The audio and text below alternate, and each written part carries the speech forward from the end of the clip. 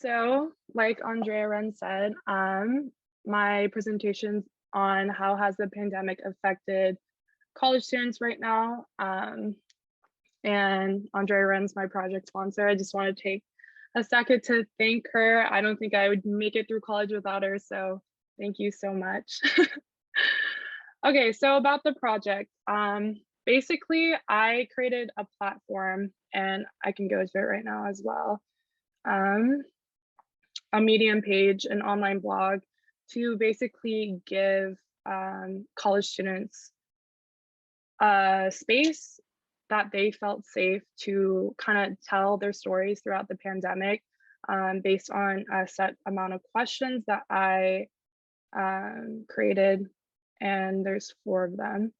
So based on these questions, I basically created mini profiles on them, and I think I got about more than 35 responses. So I think I did 20 of them just based on like how long I had to kind of go through it and create these mini profiles and basically give a voice to the students throughout this time. College students are one of the most vulnerable populations throughout the pandemic, just based on paying for school and then living at home now, remote learning, all these difficult interconnections, national pandemic, social movements. There's just so many things going on. And I just wanted to give my peers a voice. So based on this, I showed interconnections between Whittier College students and other colleges, universities, similar or finding similarities and differences based on that. And let me go back to this. So, oops. Oh gosh, sorry.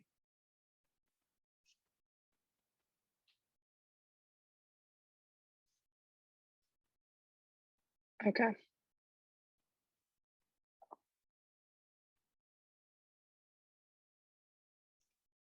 Okay, and then this was basically the survey that I connected to my social medias or did personal interviews, reached out to students. And based on these set amount of questions, I created those mini profiles. There's options to be anonymous, and I did get a good amount of anonymous responses just because these questions are tailored to be pretty personal to elicit a personal response. And I think I did get a lot of personal responses just based on being a peer and then going through all of this as well. Obviously, everyone has a different story, and I wanted to give them the space to tell it if they wanted to. And a lot of people left their name and then asked to be anonymous, and there's an option for that. So basically, the questions are, how have you personally been affected by COVID-19?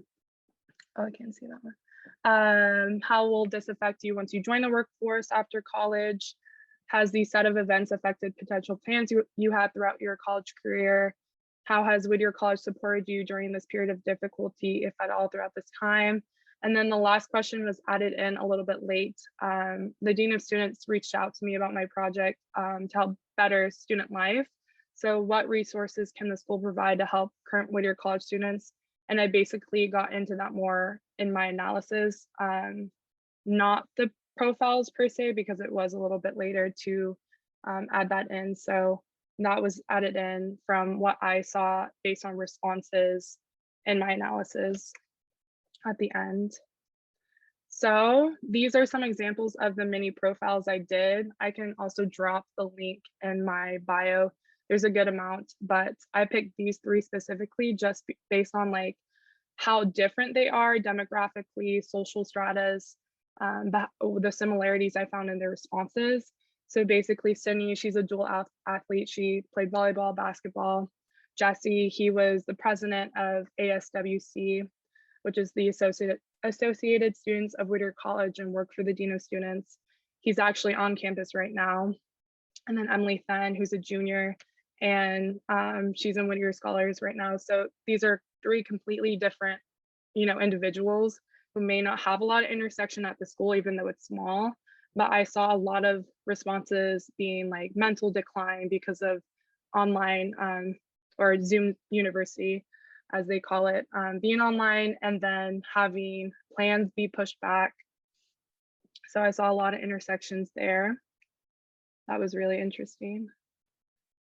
Okay, and then these are based on those responses. I kind of combined into a pie chart to kind of make it easier for people to see clearly what's going on with Whittier College students specifically. And then I connected it to other schools. I found like APU, Azusa, they're really similar in statistics with us. And then Portland State University, who's completely different, but you found a lot of similarities. So the first graph is effects after college for Whittier College students. So the biggest was limited job opportunities. And this is just based on, obviously the job market right now, it's hard to find a job, especially for students. And a lot of students are working full-time, part-time as they go to school full-time. So full-time or part-time, but that was the number one. Tied for second was learning cut short and then major being ineffective. I saw a lot of students like juniors, sophomores, obviously they've been in person and then going online, seeing that a lot of the job market and their major is not connecting. So them being scared that, you know, they get to their senior year and not having a job after college based on the major they picked. And then learning being cut short, opportunities like internships that a lot of majors require, like business. I know that it looks good to have 2 internships. I was cut short for 1, so that was number 1. And then networking, you see a lot of networking throughout the college. It's all about who you know. A lot of people, obviously, you can't grow your networking base if you're online. So I mean, it's harder to. So a lot of students said that as well. And then the last one was, or the second to last one was unaffected. A lot of students said that it's almost like their major got better because of the pandemic and they're not scared of that. And then social factors affecting employment, just being that everything's online, everyone's wearing a mask, and how that affects how you find a job now. Just social cues changing. There was a lot of worries with that. And then the second graph, mental health vulnerability in current Whittier College students. The number one thing I found was remote learning and loss of campus community. Those were tied for first. And basically, a lot of athletes had seasons cut or societies. They were part of societies, other extracurricular activities. So not having that support system really hurt people. And then remote learning, obviously we picked Whittier College for that in-person personal experience. So not having that anymore was really hard for some students who are an upperclassman, let's say, and know what it's like at Whittier College and how amazing it is. And then emotional life events and lack of income. Lack of income was number one. I had a lot of people say that they deferred for a year, or a lot of like low income minority students could not afford the education. And some background I can give is Whittier College tuition prices is above the national average. The national average is $15,523 and Whittier College is $26,362 a year. So, but Whittier College is ranked 429th top college in the nation by Forbes. So it's a give and take, but a lot of people have to drop out because of that. Or you can see a lot of people not going to college because of that now. And then emotional life events. I had one student say she hasn't seen her dad for a year, let's say, because he has late stage cancer and she's scared to visit him, obviously, because he's compromised. So not being able to see your family for a year, that's heartbreaking. So that was a tough one too. So, and then the last one. So the last graph had to do with questions 4 and 5. How has Whittier College supported you? What can they do to better support you?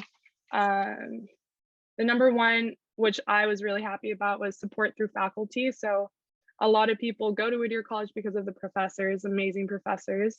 So a lot of people said, the professors have been very kind and understanding, um, and supported them through this time a lot.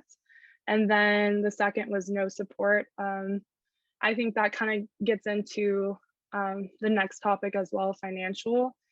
A lot of students said that they don't know where to go when it comes to support, whether it's technological or like emergency funding, let's say.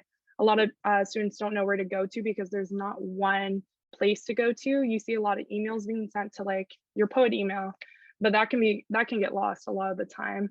And you can see a lot of interconnections between that and a place like ASU, which is Azusa Pacific University, APU, oops.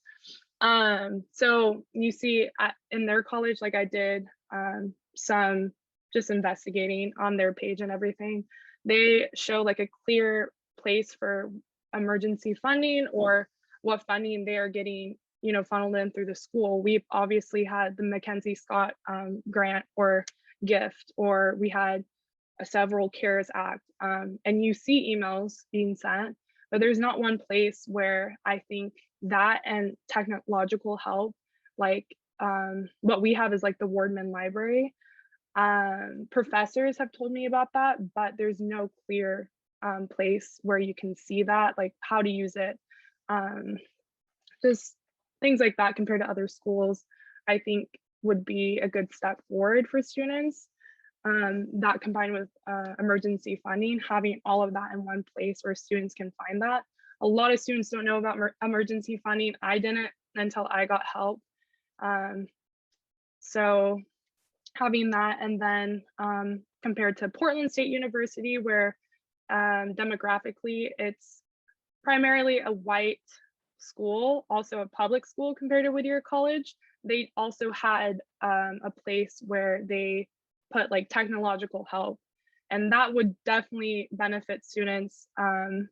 Obviously we're all online, and I know Whittier College is also struggling through this, but having that clearly put onto maybe the college website or something like that would definitely help students in the long run.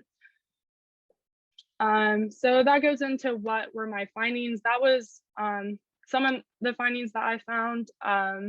This link also takes you to my analysis, but I can just read some of the things I found. The unemployment rate for young people 16 to 24, this is college age, is currently 11.5%, nearly double the overall unemployment rate of 6.7%. This is the overall national rate. So we are struggling to find jobs is basically what it's saying. And then the year after, it's a struggle, especially now, to find a job in this job market. Like I said, some students took a year off, while other low-income students could not afford to continue. At Whittier College specifically, I found, but obviously it's a struggle everywhere. And then as an athlete, NCAA reported participants in over 37,000 have high rates of mental distress, sleeping difficulties, and this is not just athletes, this is students in general as well. I was taught I'm a student before I'm an athlete. This is just students seeing a mental decline, and then going into the next one, you see a physical decline because you're not wanting to get out of bed. You don't want to go to school because you're not outside, you're not seeing your friends, you're not receiving a support system like you would on campus.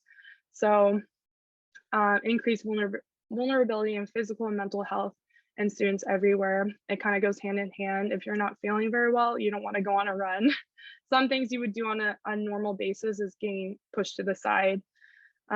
Consistent similarities between Whittier College students and other colleges, university students. It's not Whittier College specifically. I know I did my research on Whittier College students, but I found a lot of links to mental decline based on these factors, like being online and not having support financially. So it's not just Whittier College, you see it everywhere across the country, and I'm sure across the globe as well. So, and then what can we do? This goes basically on the fifth question on, what resources Whittier College can provide. I think the number one thing that I found is maybe creating a healthy discussion on mental and physical health accountability, checking in on your friends, and then would your college provide more technological and financial help, and maybe setting up a page all in one to provide that for students. Like I said, a lot of students don't know about the resources that the school provides because they do provide resources. So unless you go hunting for it and you're in real need of it, which a lot of students are, they don't really know where to go. And I think I knew where to go just because I was on campus and asked before. So freshmen coming in would not necessarily know where to go. So and then last of all, thank you. Thank you to my friends and family who are watching me right now. And then I would like to say a special thanks to Julie Aldama and Francis Romeo and Joe Donnelly, who I would not have journalism as my minor and have done profile writing without him. So thank you, everyone.